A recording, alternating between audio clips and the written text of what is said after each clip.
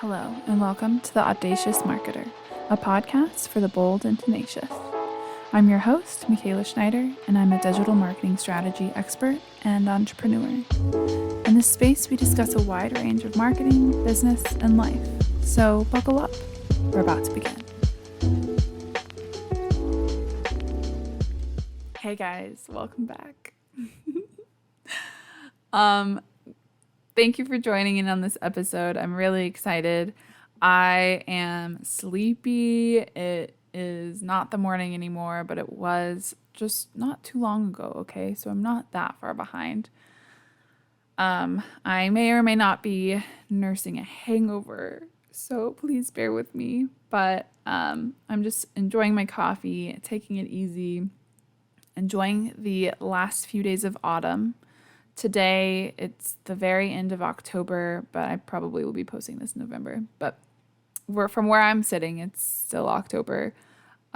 Yesterday, I went to a Halloween party, which was so fun. I had the best time. But yeah, I'm paying for it a little bit today. But I'm also losing my voice, so that's so fun for me. But I apologize. Please bear with me. And I realized that I probably shouldn't be recording a podcast while I'm losing my voice, but I figured maybe I should film it before I fully lose it. So that's the thought process there. I've also been, I'm sipping my hot coffee out of my pumpkin mug. If you're watching on YouTube, you can see my cute pumpkin mug. And I've just been listening to Taylor Swift in anticipation to her releasing her Red album, her re-record. And oh my God, I cannot wait. Yeah. Also, that album, if you're a fan of Taylor Swift, you know that album like really puts you in the feels. And I'm just like thinking about all my exes, and it's a cloudy day, and there's just so many emotions. Anyway, today's topic is social proof. I'll go ahead and just get back onto the topic. Also, by the way, I fixed the audio. If you watched the first episode, I am so sorry. The audio is trash, and I've been trying to fix it for so long, and I was editing it. I was in post-production. And I was editing it, and I was trying to figure out how to fix it. And I was tweaking around with the microphone and all the settings, and I fixed it. And it was the easiest fix. And I was like, wow, I could not have figured this out 3 hours ago. That would have been great. But I was not about to re-record that entire thing. So, and also, like, who actually listens to the first episode? Not a lot of people. Like, that episode was kind of a filler. I'm not going to lie. Sometimes you have to create filler content. And that's not to say that, okay, people probably will listen to that episode, but it's not going to be our most popular episode by any means. It's not going to be the one that makes me famous. Not that there's any episodes that will make me famous, but anyway, I fixed the audio. So sorry about the last episode. If you made it through that episode, you're a hero, and I love you. I love you so much, and I'm so sorry. But it's fixed. We're good. It's Gucci. We're going to just forget that happened and move on. But yeah, like I said, today we're talking about social proof, which is one of my favorite things to talk about. I've given presentations in my current role that mention social proof. I think it's a really important concept to grasp when you are looking at the overall marketing picture of your business. Ultimately, social proof is a very, very, very key element. And if you don't have social proof, you're gonna fail. I'm not gonna lie. That's harsh, but it's the truth. Okay? Sometimes you need somebody to tell you the harsh truth, and that's what I'm telling you right now. And social proof doesn't mean that you have to do everything for it. I'm going to go over, I have 6 different concepts that you can utilize for social proof, and you don't have to do all 6, right? Like you can pick the ones that make most sense for you and try to establish that. And this goes for small businesses, but I will also say that I apply this, like I said, I work in a corporate position, and I can't utilize every single concept of social proof that I'll go through because it doesn't make sense for us in a lot of ways. And there's also the difference between working at doing marketing for a small business versus doing marketing for a corporation is that there's a lot more hoops to jump through when you work for a corporation or a big company, I should say. Especially mine, I work in the biotech field, and so everything that we put out there, we have to have approved by a legal team and by a medical team and by a regulatory team. And so it's just a lot to do, which again, it goes back to I have to sit down and say, okay, what tactic makes the most sense for me? I have a deadline. I want to try to get this done in the next month. I have a team of content writers. I have a team of other people that they have things on their plate. And so do they have time to work on this? Which tactic is faster? Which tactic might hold more weight, right? So just because you work at a larger company doesn't mean you have more budget. I mean, it does sometimes, not always, but that doesn't mean that you have way more freedoms. In fact, sometimes it means you have a lot less freedoms. But my point is to take what you want out of this and leave what you don't want. And maybe implement those things that you don't have the ability to really get into. Take those things later when you can. And that's a message that I would say about any type of marketing, not just this episode. Take what you can and leave what just doesn't work for you at the moment. And come back to it when it makes sense for you to come back to it. Okay, now we'll get into it. What is social proof? So the term social proof actually started, it's also known as informational social influence. And this term was coined by the author Robert Cialdini. I think that's how you say his name. Not totally sure. Apologies if I messed that up. And he wrote the book Influence in the 80s. And since then, he's come out with a lot of updated versions. And he updated a version this past year in 2021. And no, I haven't actually read this book. And it didn't occur to me until like 20 minutes ago that I really probably should have read this book before I'm making an episode on social proof. But to be honest with you, you technically, you don't have to read every book that's out there to be knowledgeable about what's in the book, right? So, or at least that's what I'm telling myself. I would love to read this book. It's just fundamental to marketing. He goes over the 6 basic principles on how to persuade people or how to develop influence. And social proof is one of them. And I think it's so interesting that he wrote this book in the 80s. And I think that when we think about, like when someone says the word influence, we think of influencer, we think of Instagram, we maybe think of a lot of negative things, and we might think of some positive things. But we only really ever think of how marketing has been working in the last 10 years since social media has risen.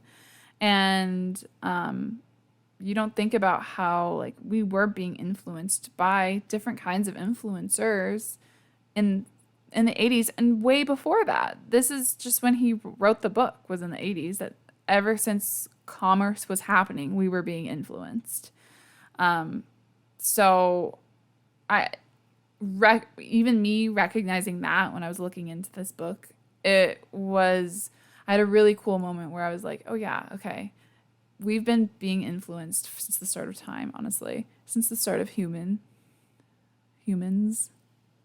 Is the technical term. Anyway, it was really cool realization that reminded me that this is the long game. This isn't a completely new concept. This has been going on for a while. And I also wanted to go into the so he has 6 principles, and I wanted to go into the other 5. Just list them off. So we have reciprocation, commitment, and consistency, social proof, liking, authority, and scarcity. I love scarcity marketing. I think scarcity marketing is so effective, and I think it's so fascinating how we panic when we realize that, so, like, when we are being served scarcity marketing. I think it's so fascinating. And that's social proof and scarcity are the two things that, like, I'm like, I really want to read this book now because I really want to see what he has to say. But in his updated version of 2021, he added another principle. So there's 7 now, and the 7th is unity. And I love that. I think that's really great. I think it's very woke.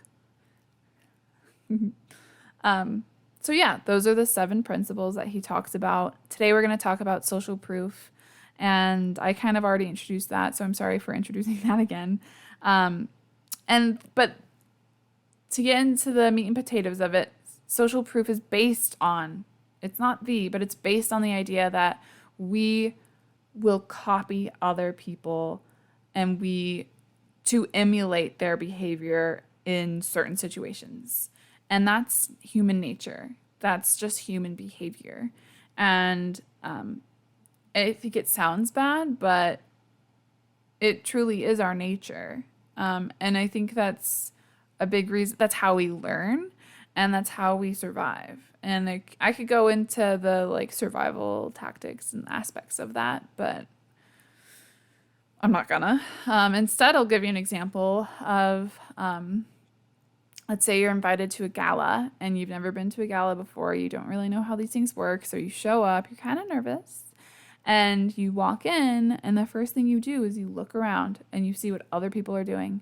And whatever they're doing, you're going to do too. So if you walk in and everybody is sitting at their table quietly, you're going to go sit at your table and be quiet. That's probably not what's going on at the gala, but if that is, that's what you would do. If you walk in and people are chatting and mingling and getting drinks at the bar, you're going to do that too. You're going to head on over to the bar and get a drink, which sounds great right now. Wait. Anyway, that is the idea of which this principle is based on. And so in a marketing context, if you're already thinking a few steps ahead of me, I think I would say that probably the most natural connection that one might make in marketing would be reviews. When you see Google reviews, if you are purchasing products online and they have reviews on the product online, that's the first thing you're gonna do. Amazon has really, really amped that up. I will not buy something on Amazon if there are no reviews on it, because I'm like, oh, that's sus. Like, I don't know what this is, and I will never buy this until it has at least 10 reviews with pictures. So that is definitely a very prominent one. It's a very big one. We see it all the time, and has a huge influence over us purchasing things. And so that's a really great example. And I'll go through, there are 6 different kind of types of social proof that you can utilize.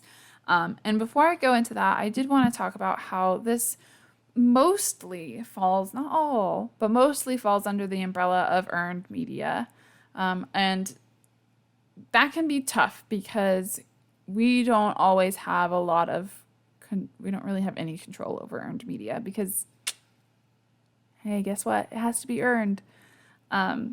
So that can be kind of daunting and a little nerve-wracking, but it still does. There's a lot of owned things that you can do to help sort of bring out this social proof for your brand. And again, not everything falls under the earned media for this. There's some owned media type tactics that you can use to help boost your social proof. So just keep that in mind and understand that you might not have complete control over what's going on, but there are things that you can do to try to encourage that happening. So the first one, oh my God, my nose is so itchy. I'm so sorry. Oof. Okay. I'm going to drink a little bit of my coffee. Okay. The first one, which kind of, what's the word? It goes against what I just said about how most of this is earned media. The first one is expert social proof. And this is when you bring in an expert to testify for your product. A good example would be Sensodyne, the toothpaste brand, bringing in dentists who talk about the product and how great they think it is. And this holds a lot of weight. This can be taken advantage of. And so sometimes they'll say, like, if I go to the grocery store and I look at the entire wall of toothpaste, every single box of toothpaste says, #1, dentist recommended, right? So, that is considered social proof. But now I look at that and I'm like, okay, so I can literally buy any one of these and I'll be fine. And so that doesn't really do much, but you should still do it. Shit. If you go onto Sensodyne's website, you'll see that they have dentists talking on there. They have dentists in a lot of their content.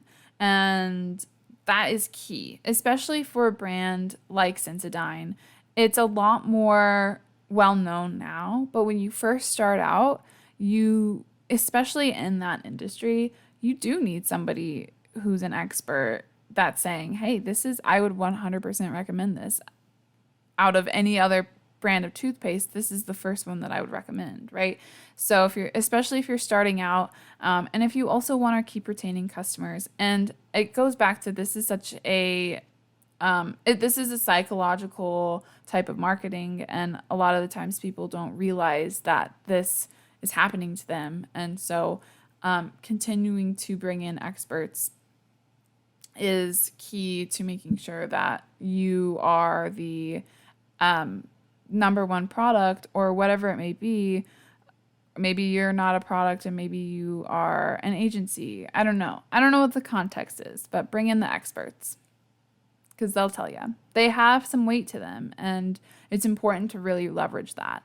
And the beauty is that this is something that you can do yourself, and you can reach out to the experts in this industry that you're working for and work with them to get content that features them on your social media and on your website and on your newsletters and any type of owned media that you have control over this. And so that's a really great thing that you can do. The next one is celebrity social proof. This one is also kind of self-explanatory, bringing in celebrities to endorse your product or service. And this one, I don't know if it holds as much weight. When I watched Jennifer Aniston talk about how soft her skin is because of Aveeno body lotion, I'm thinking to myself, wow, Aveeno was the first to get her. Lubriderm, is that the name? I don't know my lotion brand names. What's the other one that's like St. Ives? I don't even know. But like all the other lotion brands were too slow to get to Jennifer Aniston. Had one of them been a little faster, she would be doing a commercial for them. So like, does Aveeno actually have better lotion? I don't know. But I still might buy Aveeno because Jennifer Aniston uses it. There's something about it, you know? I love Jennifer Aniston, right?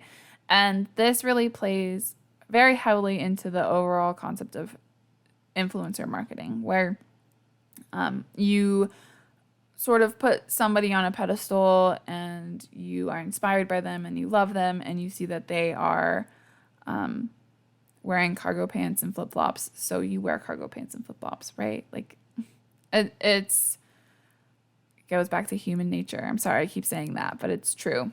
And another good example is Gymshark. Gymshark does this. One person that I do want to reference is Whitney Simmons. She sort of, there's influencer and there's celebrity, and they're kind of two different things, but you can cross that. You can cross both ways. There's a lot of celebrities that have been really big actors for a lot of their, young parts of their career. And as I've stopped acting, you see them like doing ads and stuff on their Instagram or sponsored posts or that kind of thing. And so there's a lot of crossing over those two different boundaries, but an influencer is different than a celebrity, although there's a lot of overlap. And so I think Whitney Simmons is a really good example of that. And Gymshark really, really, I think they were a really good modern brand that was sort of the like front runner when it came to using celebrities. And I was thinking about how Whitney Simmons is a really great example of that, of using celebrity.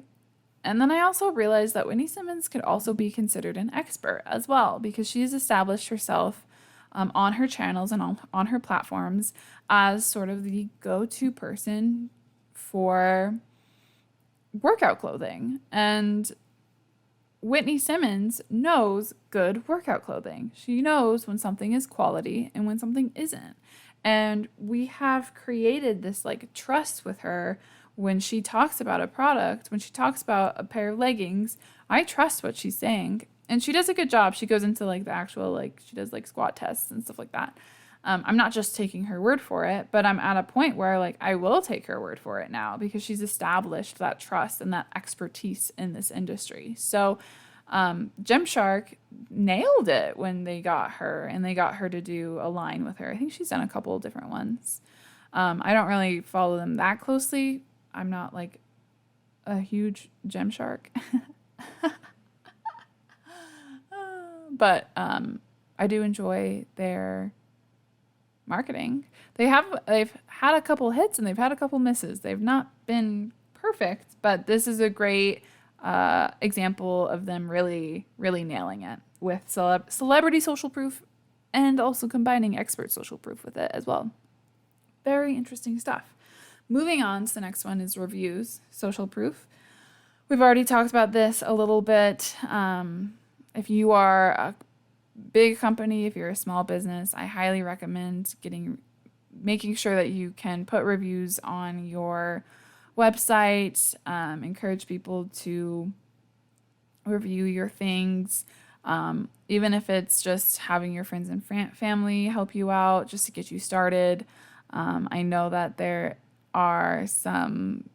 like black hat marketing that's happening here, but try to make it as authentic as possible. But having reviews can make or break your company or your business. So just keep that in mind. The next one is FOMO, social proof. I love this one. I think it's so funny. And I think it really correlates a lot with scarcity marketing. I kind of overlap a little bit with FOMO, social proof.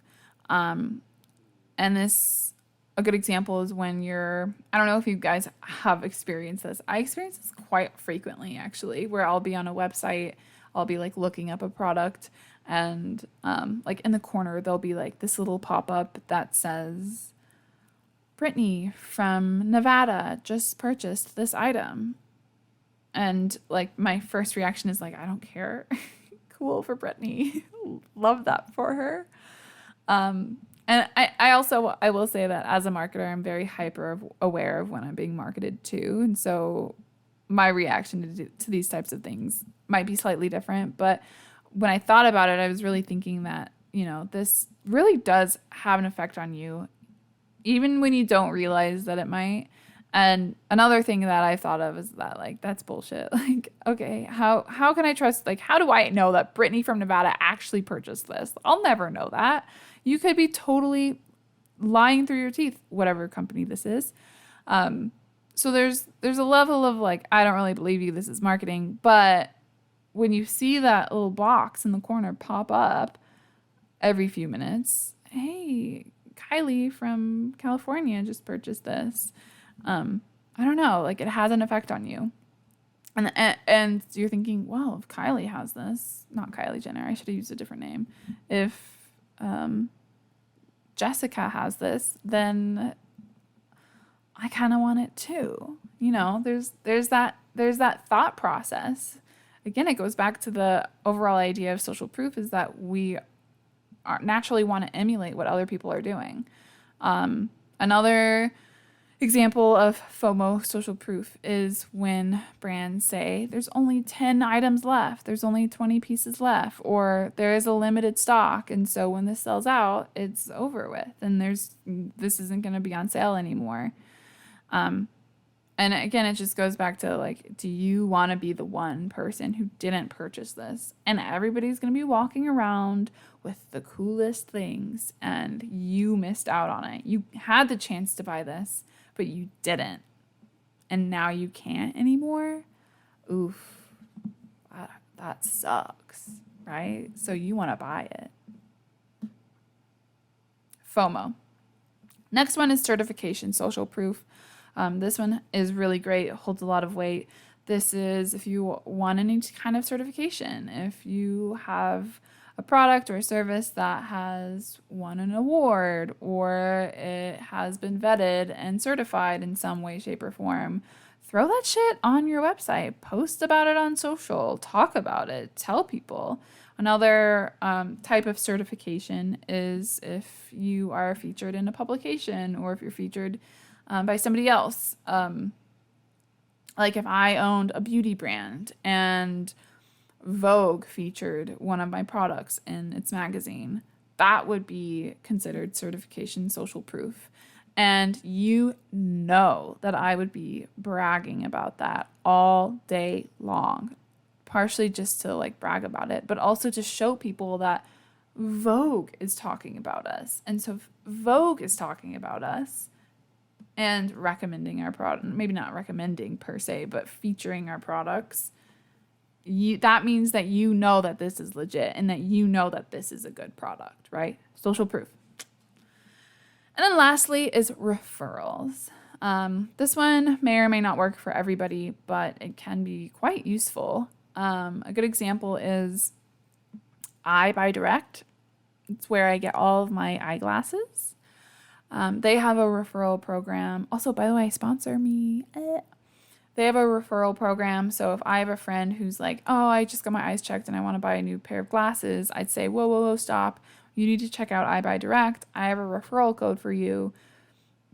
And go ahead and use this and you'll get a discount. And if you use my code, then I'll get a discount for my next thing or whatever. I don't know how their program works, but that's the general idea. And so it's kind of like a win-win for everybody. And I'm getting something out of it. My friend is getting something out of it. And guess what? I Buy Direct is getting a lot out of it, a lot of profit. Even though they're giving a discount, their margins are still probably banging, and everybody wins, literally.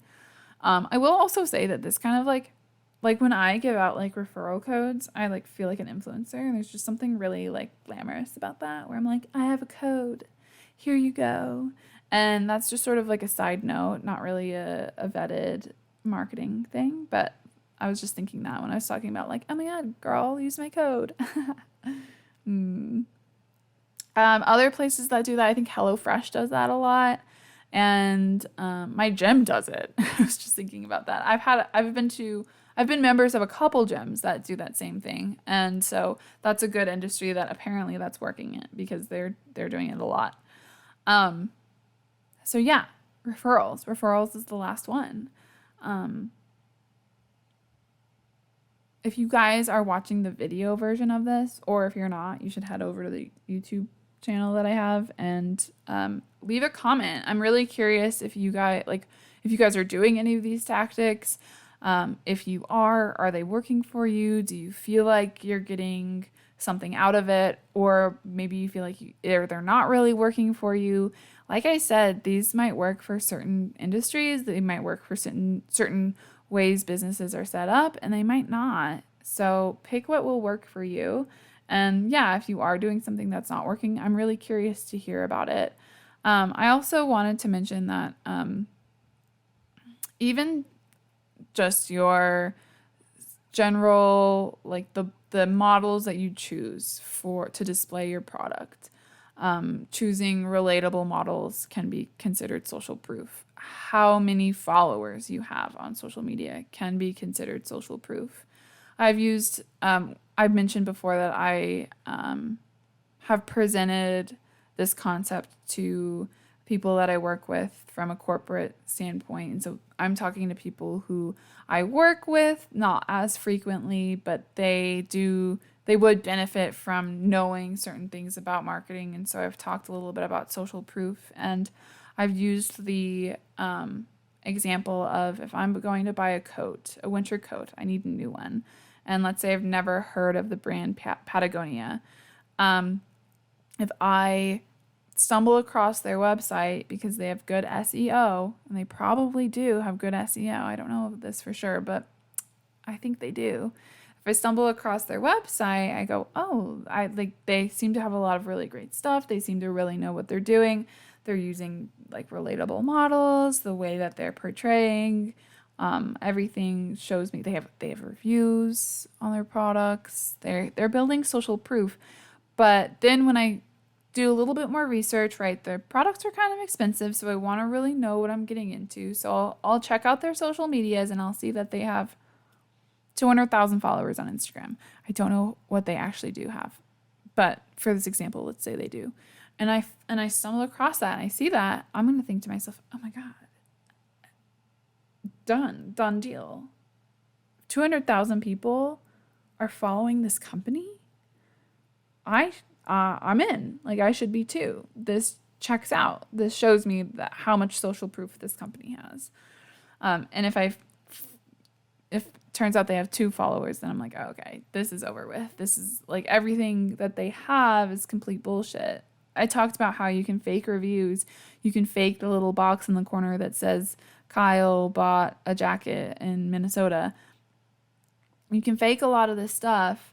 But you can't fake followers. Well, actually, you can fake followers, but it's a lot harder to fake 200,000 followers. So it's all these things stacked up. It's all of these things. So I would definitely recommend trying, again, I know I'm a broken record, pick out what works for you, but try to use a couple different ones. I wouldn't put all your eggs in one basket. You want to hit a couple different types of social proof to try to add it all up and develop it. So yeah, like I said, let me know what you guys think. I'd love to hear more about your thoughts on social proof. I will try to put together some more episodes on scarcity marketing. And I was also hoping to, I think I might create maybe like a marketing book club. I've been reading a bunch of marketing books that I've been loving, and I want to talk about them with you. And I thought it might be fun maybe if we all read them together and then we can talk about them together. So let me know what you think of that, if you have any books that you really love. And yeah, thank you so much for listening. My voice is not doing great, so I'm going to end it here. It's also time, you know? Follow, subscribe, leave us a review. Hey, social proof. Give me some social proof, you guys. Do all the things that you're supposed to do. And thank you so much for listening. And I will see you guys in the next episode.